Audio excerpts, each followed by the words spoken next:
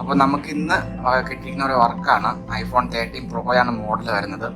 Complaint പറയുമ്പോഴത്തേക്കും auto update ഇട്ടിരുന്നു. അങ്ങനെ അപ്ഡേഷൻ കഴിഞ്ഞപ്പോഴത്തേക്കും വൈഡ് സ്ക്രീനിലോട്ട് പോയി. 13 സീരീസിൽ കോമായിട്ട് വരുന്ന ഒരു ഇഷ്യൂ ആണ്. അപ്പം ഇതിൻ്റെ വാറണ്ടി കഴിഞ്ഞത് കൊണ്ട് ആപ്ലിക്കേറ്റർ അവർ ഡിസ്പ്ലേ ആയിട്ട് മാറാനാണ് പറഞ്ഞത്. പക്ഷെ നമുക്കിപ്പം ഡിസ്പ്ലേ ആയിട്ട് മാറാണ്ട് ഡിസ്പ്ലേ ഇങ്ങനെ ഈ ഇഷ്യൂ എന്ന റിപ്പയർ ചെയ്യാൻ നമുക്ക് ഓപ്ഷൻ ഉണ്ട്. അപ്പോൾ നമുക്ക് ആ വഴിയൊന്ന് നമുക്ക് ചെയ്ത് നോക്കാം.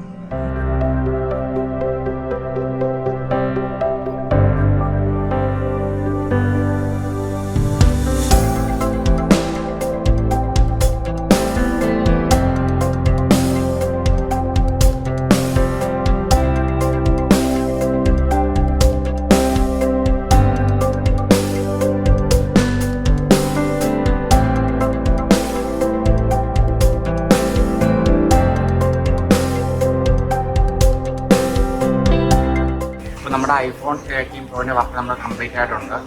വന്ന കണ്ടീഷൻ നമുക്കറിയാം, ഫുള്ളും വൈഡ് സ്ക്രീനായിരുന്നു.